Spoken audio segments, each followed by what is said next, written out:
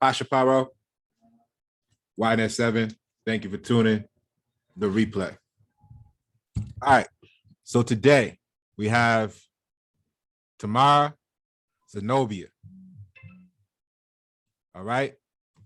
Who, a little bit, her work involves guiding you into the spaces and places where you will find your unique story. Okay. So the story begins at the very core of our being. She gets into the atoms, the cells, the molecules of our bodies, because we're connected via such with the trees, the lands, the towns we live in, our homes. And her work brings these stories to light and healing to you and the land through the movement, through her song, her art, while helping others to do the same. Thank you for joining us today, Tamara. Yes, thank you for having me. This is really a timely space to be having such a talk, and I'm really glad I met you because the work, I call myself a vocal alchemist. Yes. And I moved from calling myself a vocal sound healer because sound healing, sound heals, your voice, using your voice to heal yourself. Even though when I say I'm a vocal sound healer, most people, when I say that, they just, what is that? The words don't mean anything to them. Mm-hmm. And I decided that what I'm doing isn't just sound healing, it's a kind of alchemy, vocal sound, using our voices to heal. So in my description of what I do, I'm using my voice to heal myself and the land around me and the people and things. And then I thought I would like to place the responsibility back to the people. I'm not healing, I'm facilitating healing. And as an alchemist, I have the ability to transmute energy to whatever I want, and I felt like that was a more powerful way to describe what I do as vocal alchemy. So I don't have to, in my definition, I'm toning and singing over a person, but now it's not just those things, because sometimes that's not what people need. Sometimes I just need a word, Right. something spoken over them or into them. And the word alchemy has taken me on a journey. So now I'm a vocal alchemist. And as you or I, full disclosure, I spent my morning listening to the last talk you did. I think it was on the 9th about words and language and stuff. And I was like, wow, this is exactly what I am wanting to be about. I'm wanting to transform my words. I know that in our words is so much power.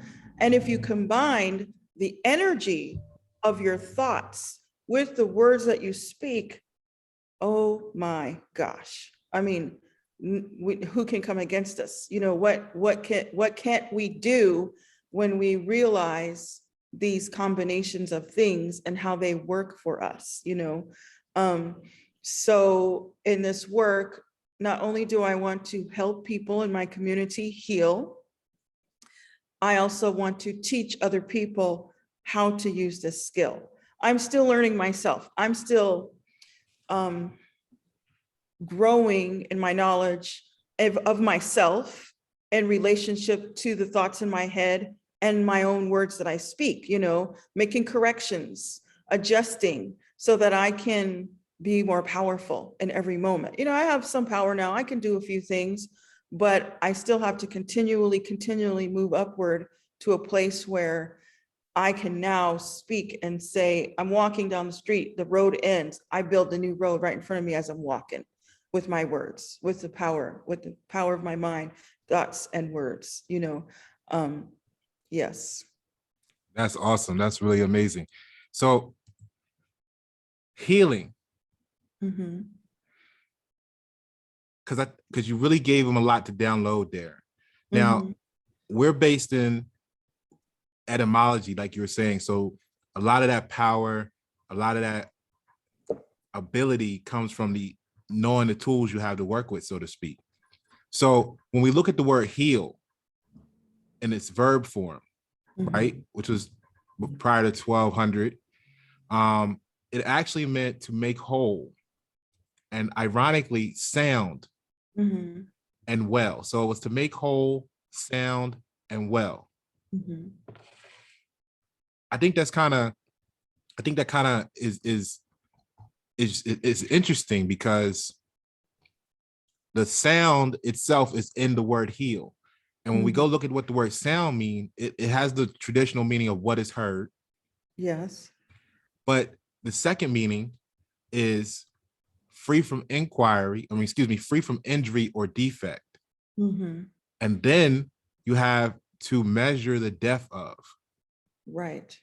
So when you're healing someone, a lot of the way they become toxic to begin with begins with something they heard.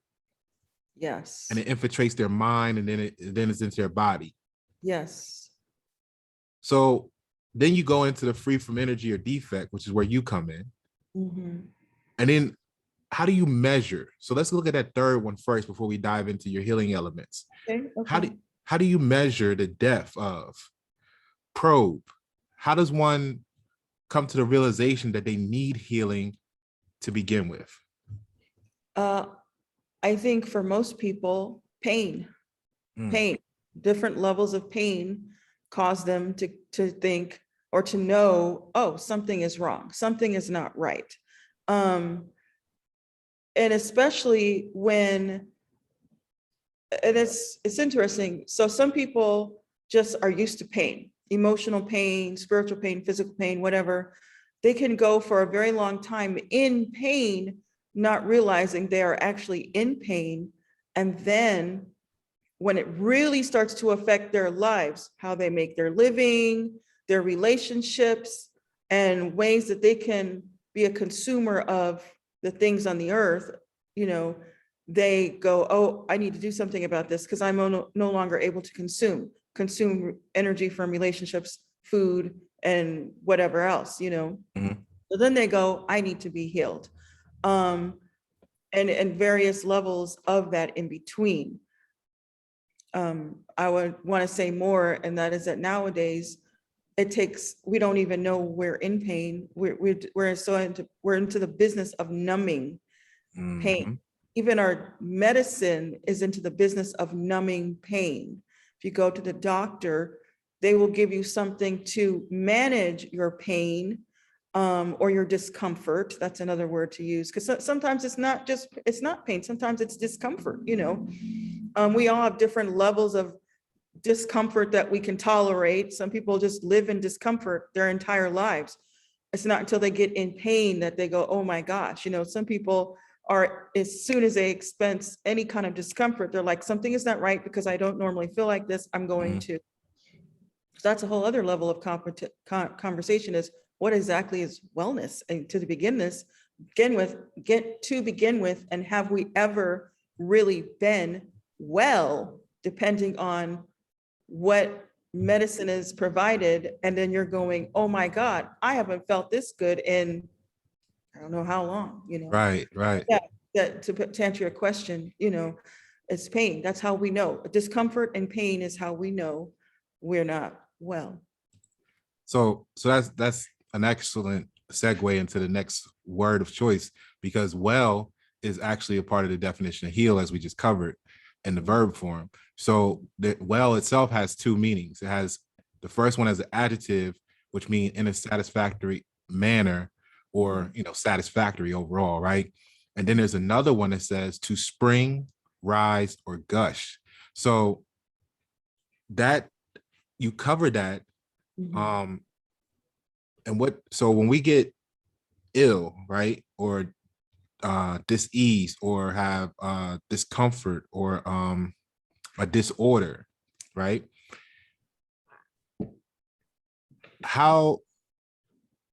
So you're being brought down energetically, right? Is that what the people should understand? Yes. Okay. So then that makes it harder for us to interact with the environment around us, which is also energy, and connect. So we're disconnected in some way, shape, or form, right? Yes, yes. Okay, so how do you start someone into springing back into a higher level of energy? And or can you be already just what you feel is normal? Maybe you don't have a dis-ease. You're just, how do you spring up into the next level of health and wellness? Well, I want to make sure I understand the question, and that is, are you asking just in general, if a person knows they're unwell, what is it that they can do? Or are you asking, what do I do with people when they come to me? Or do you just make people get well? You know, because number one, the first thing, you know, if I were gonna just talk to people who looked like they weren't well, I would say, do they want to be well? Some people are sick and they don't want to be well. They're not ready yet. So they're okay to wallow in pain and discomfort. So but the first thing is, I guess, the first thing is, if someone is not well and they realize they're not well, the number one question is, how badly do you want to be well? What is the reason for you to want to be well? Because that is going to determine how long it takes for you to get well, and if you actually get well.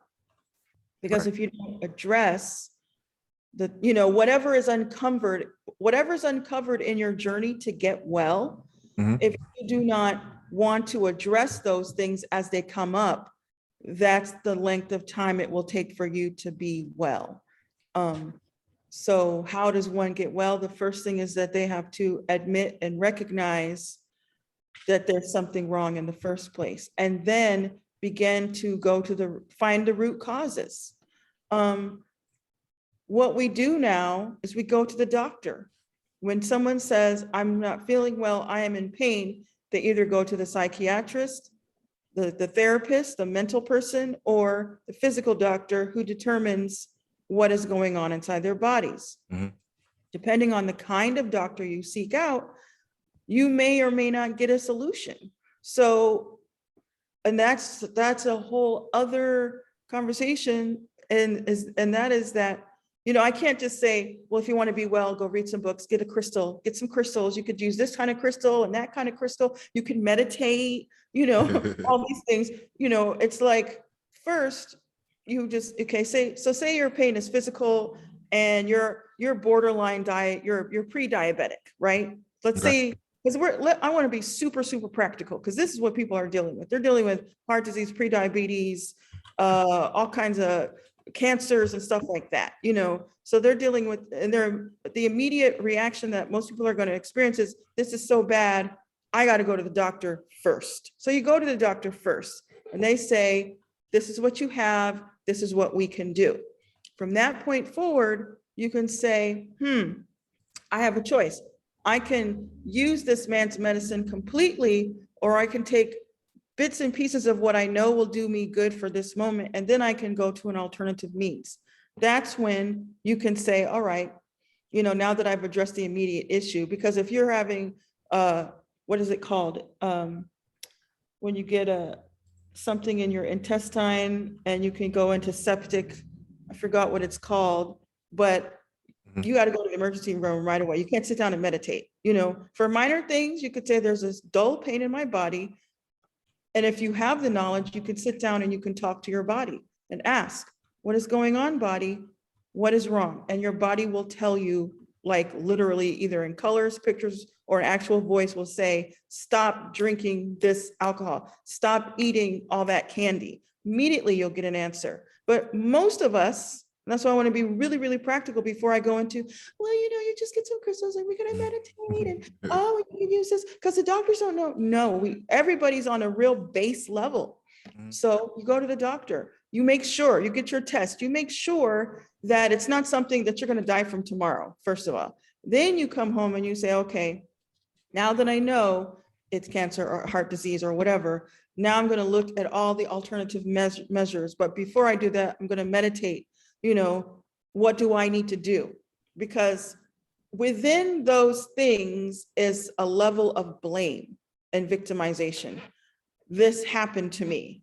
And now because this happened, I am like this. Or I've been eating too much chocolate because I was traumatized, or I've been too angry and too stressed out because the traffic is always bad and people don't know how to drive. So I've worked up my blood pressure. You know, we do that, but the problem is not outside, it's inside.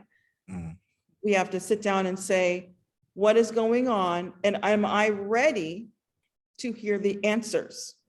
I think that's a question in the healing process that really no one, I've not heard anybody ask. Am I ready to hear the answers about what I need to do? Because if you can answer that question, if you can say no, then you may want to go with the more three-dimensional doctor approach. But if you can say yes, then you can go, I'm ready for some more pain, because you're going to hear some things about yourself. You're going to see some things about yourself that you may not be ready to recognize. You may not want to know. People might have been, and then all of a sudden the mirror shows up and you're like, oh, that was me. I said that, I did that. I'm like that. What? Oh, and then as you begin to heal that and go back to the places where you picked up those behaviors or those actions, as you begin to do that, then you can start to see, that's why I eat too much. That's why I go into a full-blown rage whenever somebody asks me a question. Why didn't you get the report done? You know, or why are you late every day? You know, these kinds of, now you can say, I'm late because I overslept and I will take responsibility for that. Instead of, you're always on me and I've got a house full of people. I got to raise my children and my mom is sick and I've got to, you know, do these things for her in the morning time. You don't even consider, and it wouldn't matter how much time they gave you to get to work in the morning, you'd still be late because it's you. You're not managing time properly. We don't know how to say, I don't know how to manage my time properly. That's why I'm late every day. And then if you say that, guess what's going to happen? Solutions. Oh my God. I know how to manage my time. I don't know how to manage my time properly. Well, we got something for you. We're not going to fire you, but we are going to get you a time manager because you're such a great worker, even though you're late all the time. We're going to get you somebody who's going to help you manage your time. And then you can just ascend from there and get better. Or, you know, I eat too much food because I get stressed out and that's the place where I go to make me happy. Well, now that you're able to say that, you know, now that you're able to admit this is what's happening, we can help you find someone to unlock the power, what's in your mind, to release those causes, and you can start managing your food intake better, you know. But it's simple, you know, to say, I'm ready to hear why I'm doing these things to myself. You know, or I'm allowing these things to happen to myself. I'm ready to hear that. And when you do that, floodgates, wow, it's coming in and you're like, woo, oh, and you write down, you take notes, you know, but if you're not willing to hear, it's me, it's something that I need to change, it's my perception, then you will be sick for a very long time. You'll get better and then you'll get bad again. And then you'll get better and then you'll get sick again, you know? And this is just things that are, you know, it's spiritual perspective, energetic perspective things. There's a whole other facet. And as I'm saying it, I'm like, I don't even know how to combine these two things, because I've been looking into diet and nutrition lately in regards to healing and stuff. And there's a lot of things that we are eating now that were not meant to be consumed that are also indeed making us sick, right? That's one, on one hand. There are things in our food, things in our water supply, et cetera, that increase our level of discomfort and pain. And so when you combine that with your emotional wellness, to put those two things together, you've got yourself a ticking time bomb. But at the same time, if we operate in the space of, I don't want to do this to myself anymore, then we have the power of the law of attraction, where we can say, I don't want to do this to myself anymore. I want to be well. I'm going to be well. Then you begin to slowly be unattracted to the food that is being produced today that is causing physical unwellness. I don't want the cancer that comes from eating food that was grown with Roundup. So now, guess what? You will no longer be attracted to buying that food. The universe will call you into having food experiences, which will guide you to buy stuff that's way better for you. That sounds crazy, but it's so real. It is so real. And you could take that logic into so many other things in terms of food and relationships. I don't want to have this experience. I want, or, we don't want to say I don't want, because when you say what you don't want, you say, I want to have this. And then when you open your eyes to that reality, you begin to receive a plethora of experiences that bring you those options, right? And so you no longer make the choice of this thing over here that's killing you. And your emotional wellness is a part of that. Did I make any sense? You made tons of sense. Tons of sense. We know that a man of equation is not variable. So when you apply the infinity to that, you covered so much. Denial is absolutely the first stage. So we got to address the denial in ourselves, which goes back to what we're intaking, what we're hearing, as we mentioned earlier. And I like how you said, because when we get these toxins in us, whether it's from the environment, whether it's our intake, our consumption, when our cortisol levels are elevated due to for something like a toxic workplace. And when you actually go and study what a toxic workplace is, it's really stuff that you felt like this is what a job was supposed to be. You know what I mean? But it's really toxic. And once you accept that, again, coming out of the denial, and you can address it, because whatever we focus on, we attract. So like you were saying, if we're focused on, I don't want to hear the more pain, so I can be in bliss and go this way, it's going to be bad for you. You got to step out. You got to want the healing, so you can, once you agree on the destination, we can overcome all the obstacles that it takes to arrive there. So maybe even when you gave that example of, hey, I'm late because A, B, and C, maybe once you actually become honest with yourself, you'll realize that I need to quit this job. I need to go get a different type of job that's more conducive with my lifestyle. Because the higher ups, so to speak, in the corporations know that 17% of the GDP and what we call the United States is a health related job, whether it's health insurance, medical, whatever. So if you're looking at the economy saying, hey, how do we boost the economy? Well, more sick people will definitely help with that, because 17%, that's a big number. So we're in a space where the sicker the population is, the more profitable they become. So everything's designed to cause damage. And when we get into what whole means, right? We got entire, unhurt, and healthy. Yes. Sorry. So you're taking people and making them whole again. Yes. And that starts with ourselves realizing that we're incomplete, which is painful to admit. That's dope. So, tell us more. I would gather to say that because another healer that I did some event a while back, and the woman got up after me and said, well, you're complete. You are complete. You're everything you need to be, and that in itself is a mind frame, like you're born complete, right? And we think that throughout our lifetime, the things that happen to us make us incomplete. But in fact, it's a perception. Who told you you were incomplete? Right. So maybe your sickness is an incompleteness. The sickness itself is a result of your mind telling you that you're not complete. So imagine that if our body has all the healing it needs inside of it, and we are everything that we will ever need to be, then we're telling the sickness, get out, go away.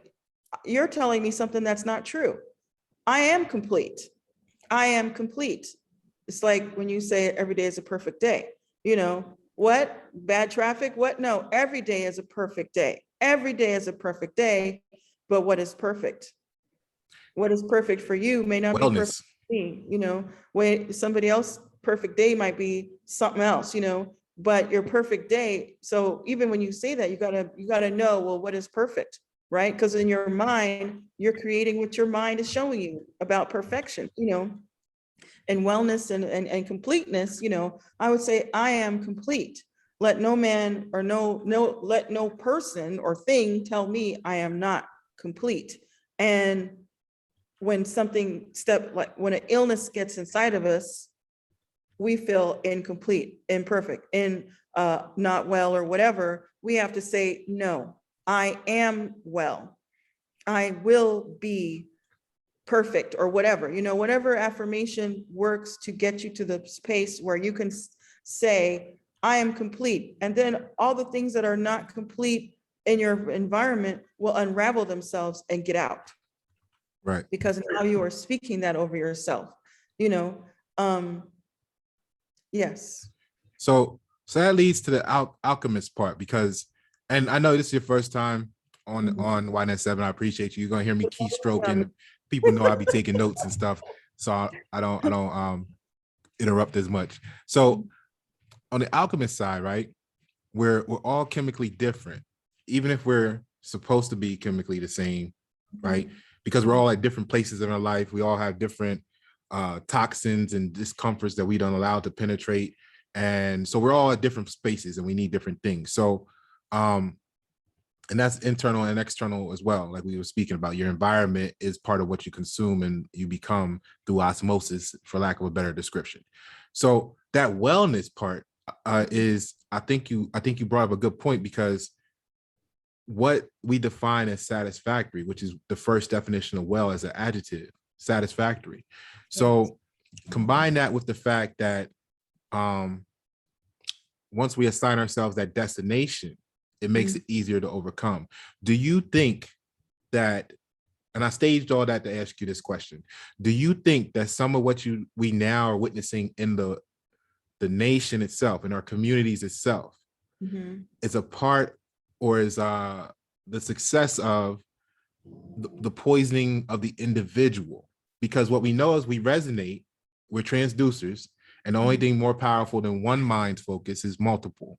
So now if we're all in various stages of disease and disorder, how does that affect our environment? How does that affect nature as we're actually connected, like we mentioned in the beginning? Right. Well, I think within the question is the answer. We are a mirror of everything around us, to varying degrees. So whatever you are, your surroundings will be a mirror of these combinations of things within you, and vice versa. I believe, I think about this often, because I think that, we often look out into the world and we see, oh, you hear people saying, everything's terrible. Oh, the world is going to hell in a handbasket, and all these, oh, this is bad and that is bad. And look what all these horrible people are doing, and da, da, da, da, da, da, da, da. And when I walk down the street, I see all these beautiful things. I have a park in front of my apartment and I look out and I'm like, oh my gosh, it's so beautiful. And I hear it's quiet. You hear sirens coming by every time. You hear gunshots even sometimes. I mean, fire, whatever. But that doesn't happen every day, all the time. Every day, all the time, it is beautiful. Every day, all the time, amazing and wonderful and beautiful things are happening. I stop and I witness people being kind to each other, doing good things for each other. And I'm focusing on that. I'm focusing on the beauty of what is happening around me and the multitude of that, right? And I think subconsciously, most people are too, because this is what I know. This is what I know beyond a shadow of a doubt, is that if we all truly believed that everything was so horrible, it would be. We would be in boats floating through our own feces and sewage. We would be looking at trash everywhere. People would be killing each other, like a new neighbor would die every 5 minutes. I mean, that's what we would be looking at but that's not what's in our heads completely. And that's why we got to be careful of the media and all the information that comes to us. You know, like you hear people say, I don't watch the news. And a lot of people don't understand that, you know, some people are like, well, you're just misinformed and you don't watch the news. It's like, no, it's not, because the news is designed to program you. Yes. You know, it's like, and it's well known that the media has to say what they're told. Their bosses will say, you can't say that. You cannot. Journalists are quitting every day. People are, you know, journalists are losing their minds because they are being told how to talk to us and what to tell us. And what they have to tell us is used to guide, to steer us, like we are sheep, you know. Okay, we don't want all the people to believe this, so we need them to go this way.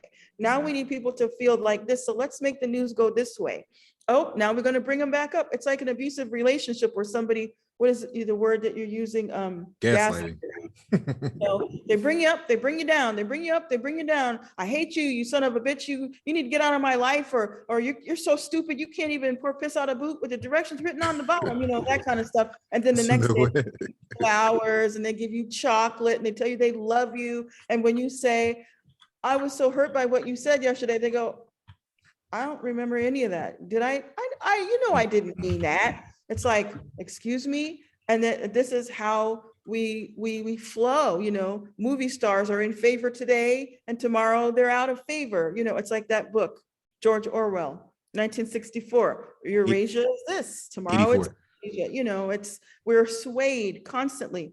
And that's how, and when you read the comments, you know, I'm going to some of the discussion that you were having, what that I was listening to this morning, is that when you read the social media platforms and you look at the comment section of what people are saying, if you just observe it, you can see the sway happening.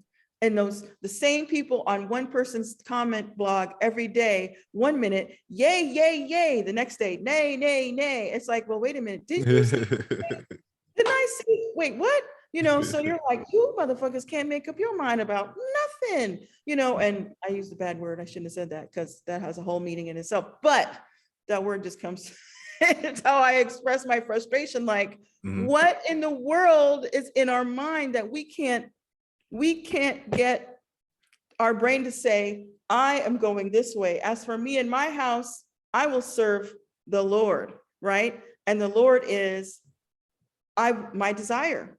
You know, for some people, yay, for some people, what? Sacrilege. Did she just say that? Yes. Right. We are, God of this world is desire.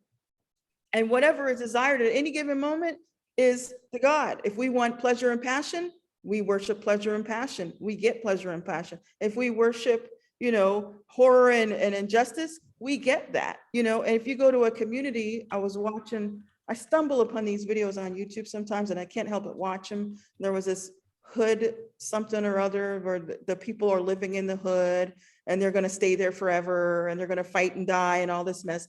And I was thinking to myself, wow, they're circulating a mindset and they're maintaining it together, right? And they cannot escape, but not because they're being told they have to stay there. It's because in their minds, they're circulating this attitude and this mindset that this is how it is. This is where we must be. This is the way it is for us. And that's not true, but for them, it is. So going back to your question, because I swayed off a little bit. No, you're fine. I feel like, yeah, you know, we have to decide. Individually, we have to decide every single thing that comes to us, where we stand in that, and be really, really grounded and focused in our true journey and where we see ourselves ending up. And when the things come to us information wise, when the things come to us in the news or whatever, news feeds or whatever you're reading, we have to say, no, I'm here for passion and joy. So that's my road. And all this other stuff is not a part of my journey. No. And you can have healing and wellness and caring for other people and compassion on that road, doesn't, just because you say, I don't want to hear that mess, does not mean that you're not aware of what's going on around you and your place in it and how you can affect change if you want to. Just because I don't watch the news does not mean I can't affect change by not knowing what's going on. I know exactly what's going on around me, you know, because now I'm also in tune. I can hear, today you need to do this. Today you need to make this decision or go here or there. At the spirit, I'm connected to everything. So I don't need to turn on the news to get programmed. I just need to listen and put myself in a proper position to be in the right place at the right time, doing the right things with the right people according to what I see for myself in my journey and my mission in life. Yeah, we got to focus on our own attitudes, because which is what that translated to me is that attitude actually means position. So now that's key, because our desires, like you said earlier, actually form every addiction, right? That's what the emotion of desire creates, every addiction. Now, why we got to grasp that as a people is because the body is a vessel. And what we're really battling over is who's steering the ship. You see what I'm saying? Yes. Piggybacking off what you was just saying earlier. So the key is, this is why I'm really grateful for you, your attendance on the show today and broadcasting this message, because we have to, we're passionate about offering these opportunities, whether it's knowledge to heal or the healing itself in your case. And you also share with people the knowledge of, in case they want to learn how to do it themselves. You're excellent teacher there as well. So I think this is important because the world, everything has cycles. And we have golden ages where everybody's enlightened and operating on the same frequency. And then we have the state of decay, and we fall into, I don't know if this is the rock bottom, where we're close to rock bottom, I hope, you know, and then the humanity says, okay, we have to become well again, right? And that's that spring up motion, and then the cycle back to the golden age and all this stuff, and as far as knowledge and health and everything. So this is very timely, because this is the stuff we need to gather with so that we can rise again like a phoenix, you know, right?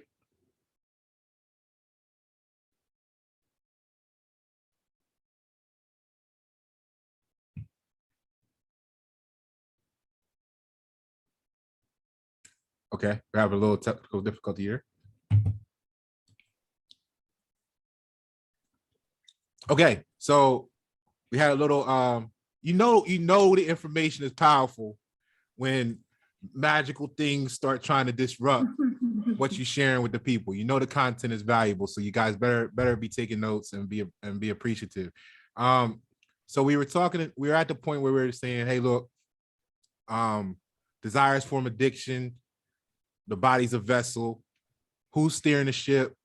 We're at a cycle here where as a whole, we're able to be brought down, and we gotta find it in ourselves to want to be well again, to want to be complete, to want to be whole, and then we'll cue in and be attracted to what it takes to rise again to the golden age. And maybe I don't know, is it ever even possible to just stay there in the golden age, or is it has to be a cycle?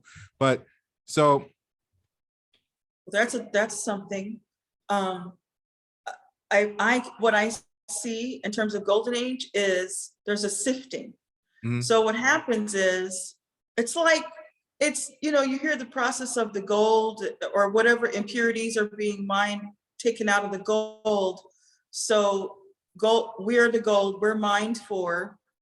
Then we clear out all the impurities, enough of them as we can, and then we take, you know, what is, and we make something out of it. And I think in terms of humans, and this, you know, this is a whole other topic, galactic and other galaxies and what is happening in the world. We come here to sift out, to become gods, to become better gods or whatever, you know. And once we get to a certain level, we go to our next destination somewhere else, where maybe there is a utopia, right? And that's where the people who have managed to not need to come back here go. and then the rest of us get recycled in, and we stay on this level where we continue to work out these impurities, and then we can go. You know, it's mastering the flesh. So our flesh pretty much rules all human existence. But as we overcome the flesh, we are allowed to live in a place where your flesh cannot rule. Because let's say you have power. Let's say you're able to fly. Let's say you're able to do all these amazing things. Can you imagine people who have that ability living here on this earth? We haven't mastered our emotions. We haven't mastered, you know, basic, simple human things. And we could get mad and destroy half the planet, right? Any one of us, right? Dazzling darkness. So when we start talking about becoming gods, and when you get to the God level, it's time for you to go. You either get taken out, if you can go peacefully, you know, or whatever. I mean, you know, there's variations of that in my brain. And I don't want to go into it because I could go on and on about it. But I can see, you know, and it's like, uh-oh, somebody's here. Hold on just a second. Sure. Yeah, like I just was saying to Tamara, you know the information is good when you keep getting the knocks at the doors and everything. So you guys definitely know this is supercharged. Take advantage of it. So you were just telling us about how my translation, or I understand it from prior experiences, like once you get into that next higher level, you know, we have the ability to create and manifest instantly in that realm. Yes. It's like I'm familiar with it known as the dazzling darkness, and then that's where you have the ability to create and manifest everything you want around you instantaneously. Yes. And in this realm, that would be dangerous in our minor state, right? Because like you said, we'd be manifesting crazy stuff and not sure if we really want that, but it would be here and it would be too late. So continue with that thought, please. And then I was going to say that we have to check our egos. We have to make sure that what we're doing is actually going to benefit our existence here on this earth. So maybe we have a really good, what's the word I'm saying? All my words are escaping, but it's like, you do want something good for the humanity. You do the intention, you have a good intention, but is that really what is necessary in this moment? Is that really what is needed in this moment?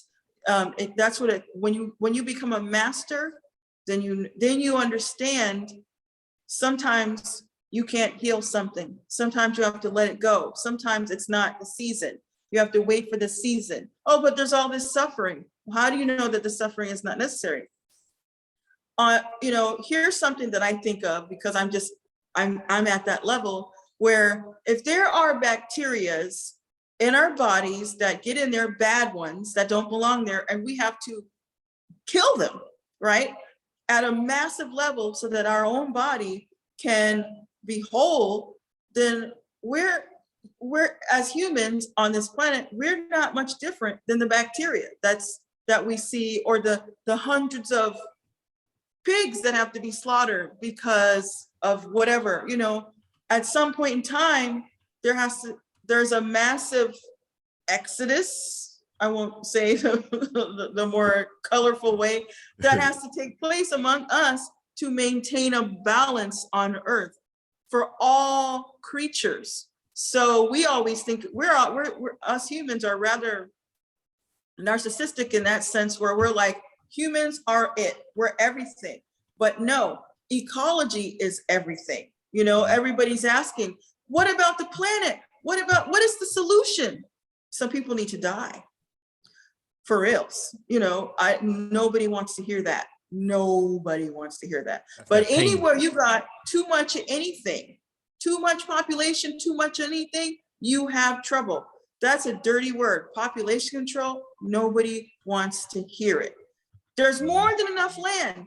Right. Well, is that really the problem? Is that there isn't enough land? No. But can you imagine that a human being on every square inch of land that exists, we would be swimming in filth, right? Because we ourselves are filthy. You know, if it wasn't for the fact that we paid the taxes to get the people to come out here and clean the street, we would wallow in our filth. because you've seen Good that in point. places where they don't have those services, right? So, because we're not gonna pick up after our, even in this nice place I live in, people do the most outrageous things. And you're thinking, here, you're doing that here, but why? You know, you're paying a lot of money to live somewhere where you're trashing. They don't care, you know? Right. And so, you know, as a, as someone, I feel like I walk in the balance in terms of existence, meaning I am pressed to say, I am pressed to be someone who has to see both sides of the story. I can't say I'm all the way on this side, I'm all the way on that side. I have to walk down the middle, because if you try to take a side, you miss out on the whole story. So when you walk down the middle, you're a person that sees things in a way that will drive people crazy. They can't get you because you're not on their side. How can you say that? You're populate. What do you mean population control? Oh my God, Tamara. Wait a minute. We have to analyze our friendship, because I just don't, you know, I mean, but for reals, right? You're For right. You're reals. right. You're For absolutely reals, right. it's, if you want to be truthful and honest, and that's where we get that cognitive dissonance where I didn't see that. No, it didn't happen. I didn't know. Oh yeah, look at the pretty birds. That's very wonderful. You know, but we can't go back to that topic. Wait, some of us have to go. So that's when you have, everything's law of attraction, right? Everything's law of attraction. The earth is getting what it needs. The people are getting what they need. We're all living in a state of mind congruent to what is needed around us at all times. So if you have come up to a level where you're starting to see things, and this just goes back to this is the bottom baseline. If you want to be the one that survives and makes it through the mass exodus, you have to level up. You have to level it up in your mind, your thinking, where you're at, you know, and you have to be a person that walks in the middle. Because if you walk in the middle, you're always going to be in the right place at the right time, because you're going to be hearing. If you don't want to get caught in the mass flood that's coming, you need to go move to higher ground. Where everybody else is like, oh, I love the ocean. I want to be next to the ocean because it's so beautiful. You know, I mean, okay, you know, that's where they wanted to be. And the universe took care of that, you know, massive amount of debris and just, you know, and if you're on the higher ground, you're always, I don't want to use the word escaping, but I can't think of any other word. You escape the destruction just by being present and knowing what, you know, what is there. When you're always focusing on your pleasure, and that's just the only word that I have to describe, wanting to always exist and be alive and have the benefit of the flesh and experiencing the things of that the flesh has, the spirit in the flesh has to offer, then you're always having to be in a position to be in the right place at the right time, which means you cannot be like, I'm left or right. You are wherever it is you need to be in order to get to that next place to get you what you want to have, and whatever you want is always there. Right. There's never going to be a place where you're going to be when you walk in that path where you don't get what you want, where you don't get what you need, when you're open yourself to listen and to hear. But that also puts you in a position to be the elder, the wise one, the knowing one. You know, people are always going to go and do all of your things because they're following their passion, their purpose in life. But at least you can see, you're the seer, so to speak. I don't know that. Siri. I don't know where I just went, but yeah, that Siri, the like the iPhone Siri, or the Sigil being. So that's absolutely resonates when we talk about the desire forms the addiction, and you got to decide and come out of denial and admit that, you know, something needs to change. Then the path to change will appear for you to embrace. And while you're on that path, you'll start to recognize signs that if you had stumbled on that path otherwise, they wouldn't have stood out to you, because you weren't vibrationally in sync with them to notice them to begin with. It's kind of like on your page, tamarazenobia.com, where you say you aren't here by accident. You know, so we have to embrace that, and that comes with knowing where you want to go. So I think you brought up a good point though about killing the bacteria and stuff, because when you look at the body, like we're like something ridiculous like 90% bacteria or like us material and stuff. It's crazy. Right. They call it non-human. Yeah. Yeah. So if we Yeah. start killing all the bacteria, like we're gonna kill the good stuff too, right? Yeah, we don't want to get rid of the good stuff. We want to keep the good stuff and get rid of the bad stuff. But yeah. Right. So I like I think when you were talking about that whole how people just trash areas and stuff, it really ties into wanting to be whole, which to be whole, you have to take responsibility to make yourself whole. And part of our environment upkeep is part of that. Because like you said, it's a reflection of us and we reflect it. So if we trash the area around us, it's because we basically are mirroring the trash inside of us. So yeah. So when you talk about leveling up, I think this is a good segue to really dive into what you got going on there for the people, especially for the ones that see it on the West Coast, and it's a little easier for them to get up there to you and get healed. You have a nice little copper apparatus there in a pyramid form. Yes, my pyramid, yes. Yeah, and that's got the old, connections to higher levels and stuff. Tell us about it. So I'm still learning about pyramids. This is a journey that I'm on right now. And I made some interesting discoveries thanks to a nice person that I was speaking to last night. But I started the pyramid journey. Actually, I think it started a while back because I think something was mentioned in a previous conversation, and I realized I've been having this relationship for a long time and I didn't even know it. But the most recent journey to get me here was that all of a sudden build a pyramid. And I was like, build a pyramid? How do I do that? I don't, pyramid, And so I said, okay, yeah, whatever. And then I started thinking about it. Well, I don't know how to build a pyramid. It's going to take a long time. I've got to cut copper. Where am I going to buy what I need? Is it going to be super expensive? Isn't copper like thousands of dollars? And I had all these thoughts in my mind, and I did not take one step to investigate anything. I just was assuming this information that when it was coming, I was like combating. No, but it just kept nagging at me. It was eating away at me. I was like, I've got to build this pyramid. So I was just like, yeah, I'll get to it. One of these days I'll get to it. And I was just chilling in here one day, and I was sitting in my chair, and I was just like kind of feeling blah that particular day, kind of down, and then I had no plans to go anywhere or do anything. And then all of a sudden it was like, what time is it? Wait, if I get to the hardware store right now, I can buy the materials to build my pyramid and be back here in like seconds. And I was like, okay. I went to the hardware store, bought the rods, came back, I even found a little cutter. So it wasn't all this drama that I had created in my mind.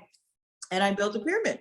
So the first one was tall, but it was a skinny. It was a Nubian pyramid, I later found out. And mind you, I was basing my project on my intuition. Just go with it. So I did. And I have my own drills and stuff. So I drilled some holes. I made it, come together. And within the first week of having this pyramid in my space, I immediately began to experience like amazing shifts inside my mind and my body. And I was just like, wow. And so I think, was it the first week, I met some new friends, and I invited her to come over, and she brought her friend over. And within a day, they came over, and the next day, one of them had built her own pyramid. And then within a couple of weeks, the other one had built her own pyramid. And then it just started spreading like wildfire. All of a sudden, I had a friend wrote to me and said, well, my friend and my teacher, she said, oh, I noticed you got this pyramid, and I think that's really cool. Somebody gave us a pyramid, the two little small pyramids and a larger one. And we don't really know what to do with them. And so she'd mentioned, hey, if you want to have a meetup on my, within the group, we'd be happy to facilitate that.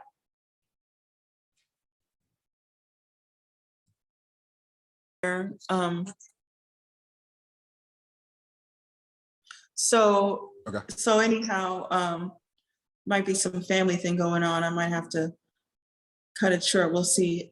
So anyhow,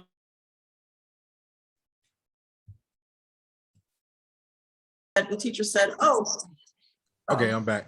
The teacher said, Yeah, we would love to have facilitate the group. So then all of a sudden we talked about it, and I started a group to have people come together inside the pyramid, and we would have, meetups, and we would do channeling in the pyramid, healing. We would pray for people inside the pyramid.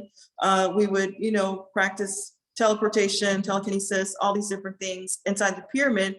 And with the idea that the pyramid could facilitate a quantum level of access to these particular gifts and skills and things like that. Yes. And so that's just been the idea, and it's been an experiment.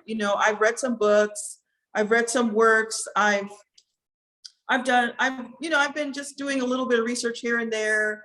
We had this discussion last night about the pyramid, and you talked, and some revelation came there, So little by little, I want to advance my knowledge in this so that I can use my pyramid as what it's meant to be used.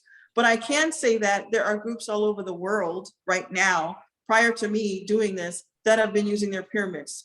There's a woman in the United Kingdom. She has a healing group. People all over the world gather with her online, and they heal and pray for people. And she also does it. They come to her house and online. There's another group, Pyramid Technology Group, and they're doing the same thing, healers and stuff like that. So I think that there's something major to this. I don't know, I can't speak like I did firmly about the other things, but I can say something is definitely going on.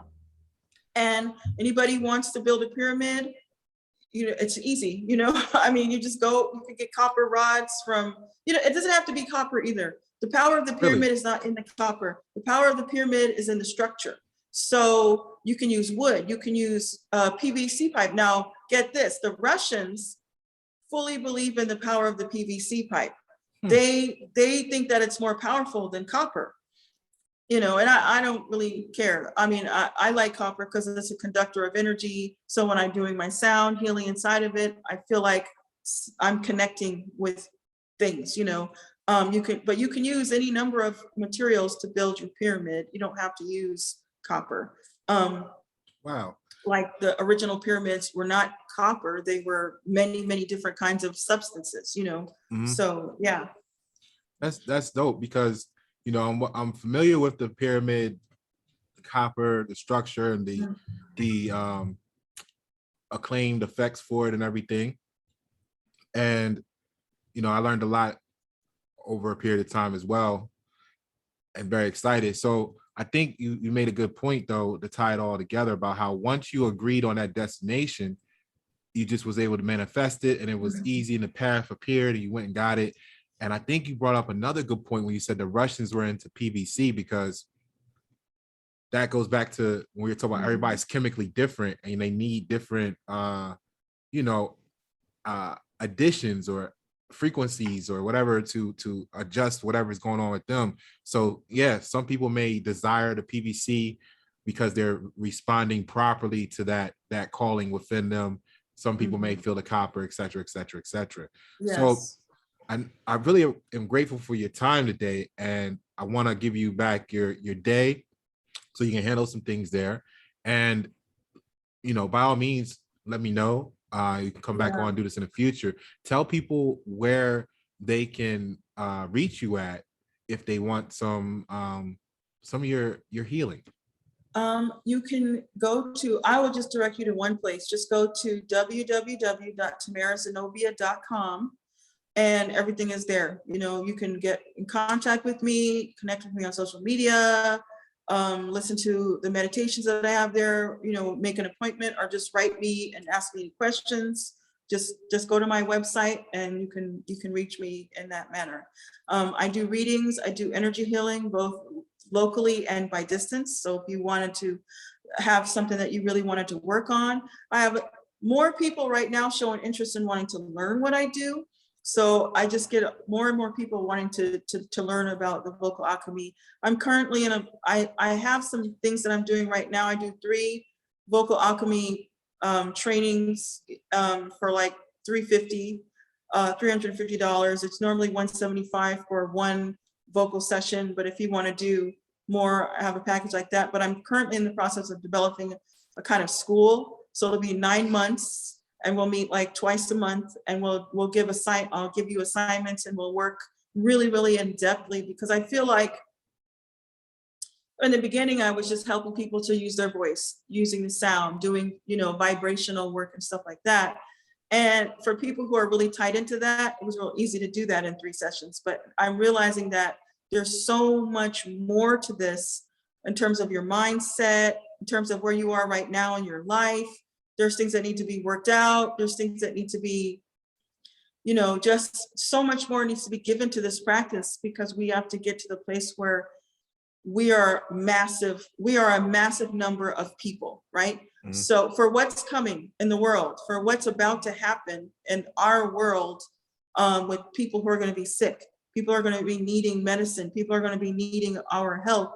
We need to be thousands and thousands of us, not a few. It's not a club where, oh, I'm a Reiki practitioner, I'm a healer, and I'm special. No, we're all doing it, because when you can't get to the doctor, if you're trapped in your house from the earthquake or the flood, you can lay hands on your kid. You can lay hands on your home. You can lay hands on your water.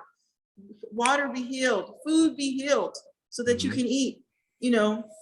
We have to be, this is not something that, it's not a fantasy. It's going to need to be done for real. I mean, it needs to be done right now. I mean, we've already talked about the food, we've already, the last time the flood came, I said, peace be still. And within a few minutes, it had receded. And I was like, whoa, Yeah. So, I mean, we have these powers. We have to wake them up. We have to access them and use them, so we can get to the next level of whatever we're supposed to be in this place. Just like any other muscle, you got to work it, or you're going to suffer the atrophy. And it's time that we work this out as a people. Tamara, thank you so much. I appreciate you. Yes, thank you so much for having me. I love our conversations. It's so edifying.